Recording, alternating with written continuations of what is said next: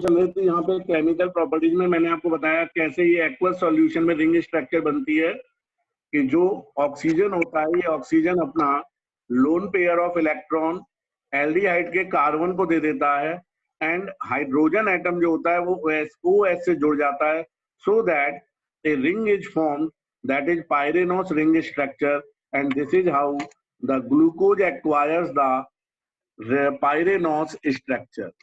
Now either it is alpha glucose or it is the beta glucose. It is determined by the orientation of hydroxyl group present at the first carbon atom. First carbon atom कहां से count होगा? Oxygen के just पास से, उस carbon से जहां पर CH2OH नहीं है. यदि ऑक्सीजन के आप लेफ्ट हैंड पे देखेंगे तो कार्बन पे क्या अटैच्ड है? CH2OH. That is the fifth number carbon atom, fifth anomeric carbon atom. लेकिन हमें नीचे की तरफ जाना है रिंग के, वहां पर दिख रहा है CHOH. तो this is the first carbon atom. उसके आगे CHOH सेकंड, फिर CHOH थर्ड, CHOH फोर्थ, फिर CH और ऊपर की तरफ है CH2OH. तो जो C है ये फिफ्थ है और CH2OH it is the six carbon position. तो जो फर्स्ट कार्बन एटम है ये पोजीशन हमारी, इसमें हाइड्रोक्सिल ग्रुप का ओरिएंटेशन देख रहे हैं हम. It is lying on the lower side, it is on the down side. Whenever the hydroxyl group remains oriented on the down side it is the alpha position, but if it lie on the upper side then it is said to be beta position. Similarly this is the alpha and beta form in the pyranose ring structure.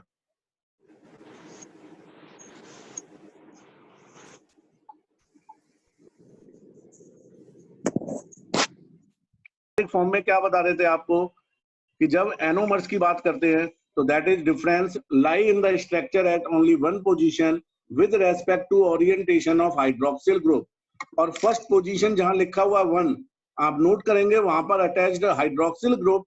If it lie on the down side, it is called alpha glucose, or if it lie on the upper side, it is called beta glucose. और यहाँ ये पूरी structure similar है, except at the orientation of hydroxyl group with first carbon atom.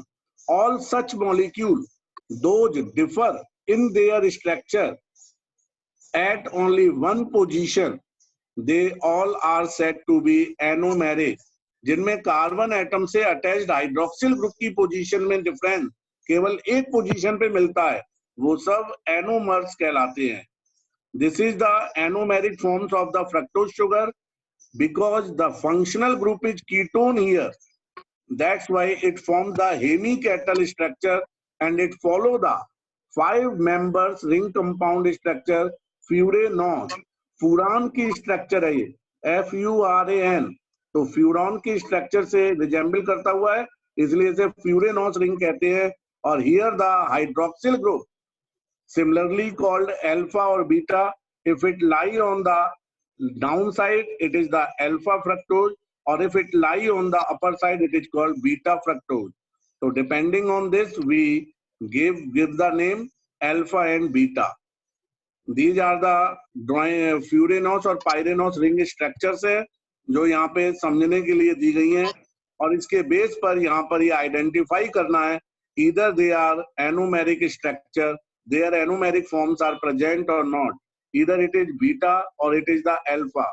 यहाँ पर आप गौर करेंगे ribose में फर्स्ट कार्बन एटम से अटैच्ड हाइड्रोक्सिल ग्रुप कहां पर लाई कर रहा है, ऊपर या नीचे? सर Yes, ऊपर. give the answer. अपर है ना, ऊपर. That's why it would be called beta beta. But galactose में ये हाइड्रोक्सिल किस साइड आ रहा है? सर लोअर सर नीचे. Then it would be called alpha galactose. Clear है? Now, whenever we carry out the oxidation of monosaccharide, then these are called reducing sugar. Why they are called reducing sugar? Question is that, so in all the monosaccharide where the functional group aldehyde और ketone, they exist in the free form, जहां पर भी ये free form में रहते हैं, they have the ability to oxidize, that's why they are called reducing sugar. यहां पर हम देख रहे हैं ये क्यूप्रिक आयन है, तो क्यूप्रिक आयन किसमें मिलते हैं, बेनेडिक्ट रीजेंट में या बोरफॉइड सॉल्यूशन के लिए आता है, बोरफॉइड रीजेंट भी आता है, उसमें भी क्यूप्रिक आयन होते हैं। तो दोनों केस में ये शुगर इस क्यूप्रिक आयनों को क्यूप्रस ऑक्साइड में ऑक्सीडाइज कर रही हैं। Therefore we get a red orange precipitate, and general जो सॉल्यूशन होता है कॉपर का वो ब्लू कलर का होता है, लेकिन जब ये शुगर डालकर रिएक्शन कराते हैं, the solution becomes red orange colour, and it is called that sugar has been monosaccharide containing monosaccharide have oxidized the cuprous into cupric oxide, cupric ion into cuprous oxide. Therefore, this property due to aldehyde or ketone, hence they are called reducing sugar. But if we look at the structure of sugar cane, अभी मैं आगे दिखाऊंगा sugar cane की structure को, तो उसमें आप देखेंगे कोई भी फ्री एल्डिहाइड और कीटोन ग्रुप नहीं रहता, क्योंकि उसमें कोई भी फ्री फॉर्म में नहीं रहता। That's why the sucrose behaves as non reducing sugar. Now this is the formation of phosphate ester. ये किससे बनाए रिएक्शन में, this is the glucose sugar. अगर आप गौर करेंगे फिफ्थ कार्बन एटम पे के बाद ऊपर क्या लगा था फिफ्थ पे, CH2OH, यही ग्रुप था ना ग्लूकोज में, CH2OH। और यदि मैं आपसे पूछूं फॉस्फोरिक एसिड का फॉर्मूला क्या होता है, ऑर्थोफॉस्फोरिक एसिड का, H3PO4, यही होता है ना, H3PO4 ऑर्थोफॉस्फोरिक एसिड। जहां जहां पे आपको ये नेगेटिव वैलेंसी दिख रही है, ये सब नेगेटिव वैलेंसी ये हाइड्रोक्सिल ग्रुप से ऑक्यूपाई होती है, और चूंकि इसमें से हाइड्रोजन एटम निकल गया है, that's why the negative charge develop here. और सॉल्यूशन फॉर्म में ज्यादातर जितने भी कंपाउंड होते हैं वो अपने एस्टर फॉर्म में आ जाते हैं, या वो अपने आयनिक फॉर्म में एग्जिस्ट करते हैं। तो यहाँ पर जो OH ग्रुप है इस ऑर्थोफॉस्फोरिक एसिड का, वो CH2OH के रिएक्शन करेगा, और जब दो हाइड्रोक्सिल ग्रुप एक जगह पे होते हैं, हमने पढ़ा है वहां पर एक मॉलिक्यूल वाटर का निकल जाता है और वो दो कंपाउंड आपस में जुड़ जाते हैं। पढ़ा या नहीं?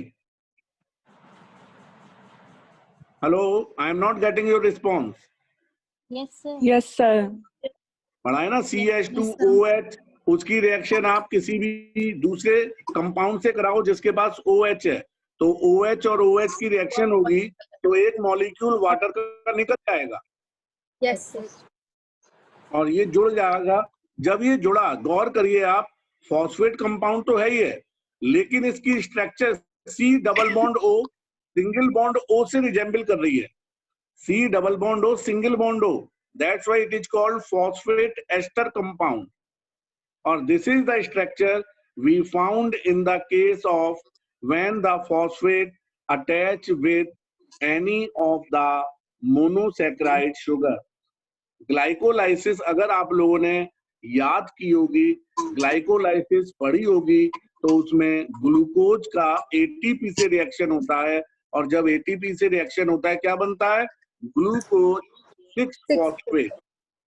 तो ग्लूकोज 6-फॉस्फेट बनते में यही रिएक्शन होती है जिसमें 6 नंबर कार्बन एटम पे प्रेजेंट हाइड्रोक्सिल ग्रुप बाहर निकलने वाले एक फॉस्फेट ग्रुप से रिएक्शन कर जाता है, और as a result of this glucose six phosphate बनता है। क्लियर है मेरी बात? Yes sir. Yes sir. Similarly this is the glycoside. Glycoside कैसे बनते हैं? Whenever there occurs a reaction of monosaccharide with any of the alcohol, either it is methyl alcohol, ethyl alcohol, whatever the alcohol be there, if it react with any of the monosaccharide, then it has the tendency to form the either glycosides, or because this methyl, here the methyl alcohol is given, this methyl alcohol is reacting with the glucose, then, and this is known as methyl alpha D glycopyranoside.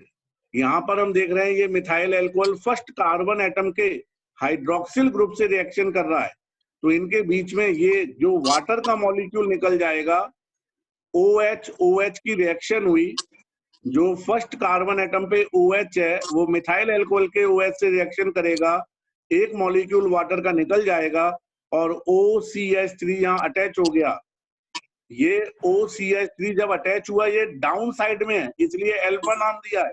अगर ये upper side में बनता तो ये क्या हो जाता, beta, and this is why it is called glycosidic linkage. इस लिंकेज को हम क्या कहते हैं, ग्लाइकोसाइडिक लिंकेज। इसी तरह से और भी कंपाउंड हैं जहां पे ग्लाइकोसाइडिक लिंकेज बनती हुई हमें दिखाई देगी। अब यहाँ पे हम ले रहे हैं important monosaccharide. The first example is the ribose sugar, that is the backbone of the ribonucleic acid. तो because it has the OH group on the upper side, hence it is the beta ribose sugar. Similarly, in the deoxyribose, it is beta deoxyribose. Who will tell me why the deoxyribose is called deoxyribose? Because sir इसमें second carbon पे एक oxygen की कमी होती है, इसलिए इसको deoxyribose sugar बोलते हैं। So either it is natural or the derived sugar.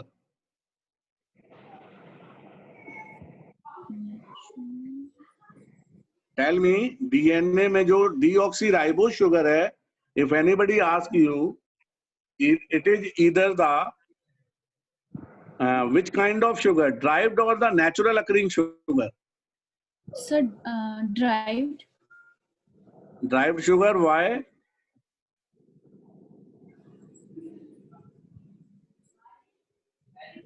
Because it has been derived by the deoxygenation of ribose. D माने रिमूवल ऑक्सीजन का, किससे, राइबोज से, hence it is called deoxyribose. इसको deoxyribose क्यों कहा गया? D माने रिमूवल, किसका रिमूवल, ऑक्सीजन का, किससे, राइबोज शुगर से, hence it is called deoxyribose. And it is one of the proof that RNA was the first nucleic acid of this planet, not the DNA. Now the important monosaccharide के ये example ये आप slide से read कर सकते हैं बाद में, इसमें ऐसी कोई बात समझाने की नहीं है। जैसे glucose, it is called dextrose sugar, it is also called grape sugar, it is commonly known as the common sugar of the blood, because blood में जितनी भी शुगर है मोनोसैकेराइड किस फॉर्म में रहती है, glucose. It is also present in honey and fruits, and it is called instant source of energy whenever a cell needs energy.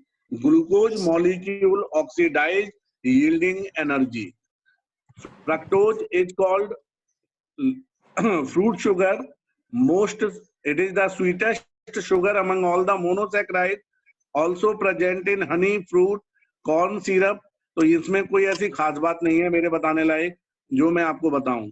Disaccharide और oligosaccharide की जब हम बात करते हैं, disaccharide simply called when a carbohydrate consists of two monosaccharide units, we call it as a disaccharide. Here the two glucose molecules are present. अगर first का oxygen के जस्ट बाद जो पहला कार्बन एटम दिख रहा है वो पहला, सेकंड, थर्ड एंड फोर्थ, तो जो फर्स्ट ग्लूकोज अल्फा पहला मॉलिक्यूल है वो सेकंड वाले के फोर्थ नंबर पे प्रेजेंट हाइड्रोक्सिल ग्रुप से रिएक्शन कर रहा है, OH OH। फिर से गौर करेंगे, यहां से क्या निकल जाएगा बेटा बाहर, है OH OH, वाटर का मॉलिक्यूल निकला, और जैसे ही निकला ये दोनों आपस में जुड़ गए। तो ये लिंकेज फर्स्ट वाले के तो फर्स्ट कार्बन एटम और अगले वाले के फोर्थ के बीच बनी, इसलिए इसे कहते हैं अल्फा 1,4 ग्लाइकोसाइडिक लिंकेज। क्या कहेंगे इसे हम, alpha 1,4 glycosidic linkage because it is established between the first carbon atom of the first molecule and the fourth carbon atom hydroxyl group of the second monosaccharide unit. It is called alpha 1,4 glycosidic linkage. Next example, अगर हम इसका hydrolysis करा दें तो ये फिर से किसमें ब्रेक हो जाएगी, 2 मॉलिक्यूल शुगर में ब्रेक हो जाएगी। यहां पर हम देख रहे हैं सेकंड वाले कार्बन एटम में CHO ग्रुप फ्री फॉर्म में प्रेजेंट है, that's why it is a reducing sugar. It can reduce the, it can react with Benedict solution, it can react with Tollens reagent, so that it is called reducing sugar. But next example यदि observe करें हम तो देखिए lactose में आप note करेंगे, lactose में हम क्या नोट कर रहे हैं कि जो पहले वाला कार्बन एटम है उसका बीटा शुगर है यहाँ पे। क्यों है बीटा? क्योंकि हाइड्रोक्सिल ग्रुप अपर साइड पे है और वो नेक्स्ट वाले के फोर्थ से रिएक्शन कर रहा है, इसलिए इसमें लिंकेज का नाम क्या कहलाया, बीटा 1,4 ग्लाइकोसाइडिक। तो ये सिंपल चीजें हैं जो आप स्ट्रक्चर देख के समझ लेंगे, मुझे इतना कॉन्फिडेंस है आप आराम से समझ लेंगे। तो it is a milk sugar, lactose sugar is called milk sugar. Galactose intolerance क्या होती है बेटा? हेलो सर जब हेलो शुगर ज्यादा, सर जब शुगर मतलब ज्यादा हो जाता है बॉडी के अंदर, वो हमारी बॉडी उसको टॉलरेट नहीं कर सकती, मतलब झेल नहीं सकती, कैपेसिटी से ज्यादा हो जाती है बॉडी के।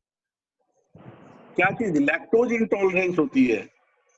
यस, मतलब लैक्टोज जो है वो हमारी बॉडी के अंदर जब ज्यादा हो जाए, ह्यूमन मतलब जितनी हमें ज्यादा कैसे हो जाएगा, डाइजेस्ट नहीं हो रहा ना बेटा। लैक्टोज इंटॉलरेंस कुछ कई लोगों को हो जाती है जिनमें लैक्टेज एंजाइम नहीं मिलता। हमारी बॉडी में ये एबिलिटी होती है कि मिल्क शुगर को हम डाइजेस्ट कर लेते हैं दूध पीने पे, लेकिन जिनमें लैक्टेज एंजाइम की कमी हो जाती है वो लोग लैक्टोज शुगर को डाइजेस्ट नहीं कर पाते, तो वो उस कारण से उनमें कॉन्स्टिपेशन, पेट दर्द रहना होता है, तो लैक्टोज इंटॉलरेंस है वो। तो डॉक्टर उनको क्या सजेस्ट करता है कि आप दही को खाइए, क्योंकि दही बनते में लैक्टोज शुगर लैक्टिक एसिड में कन्वर्ट हो जाती है। चलिए ये सब बातें चलती रहेंगी। इंपॉर्टेंट उसमें फिर आता है sucrose.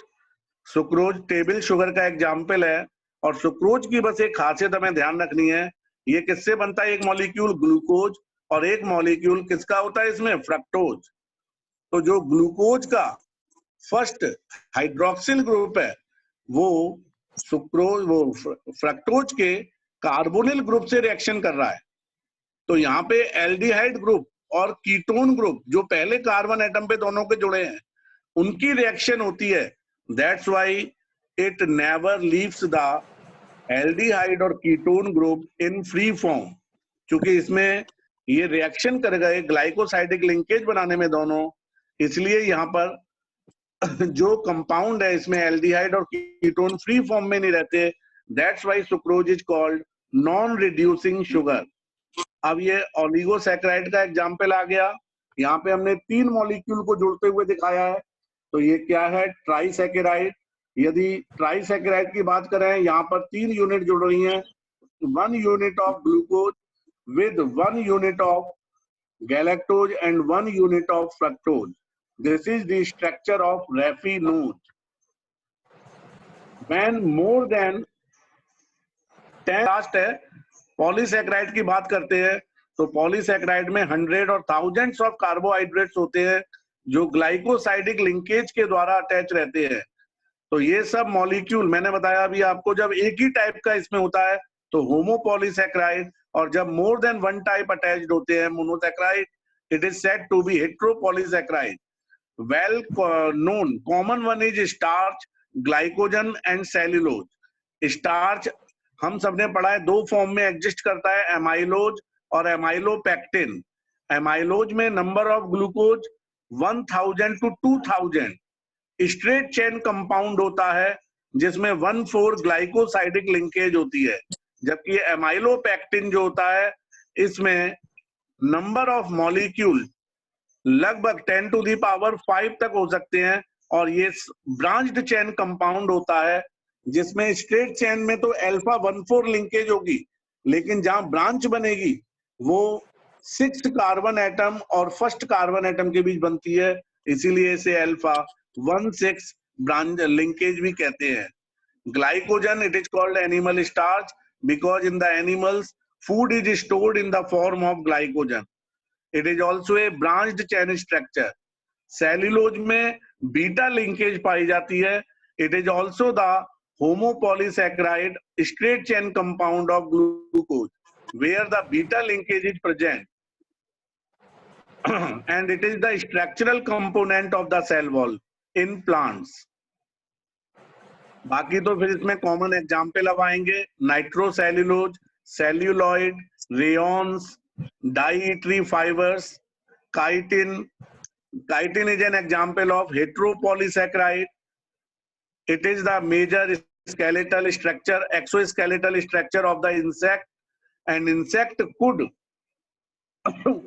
succeed to survive in all kind of adverse condition in the nature, and they are found in all kind of habitat because they have a exoskeleton of cuticle made of chitin.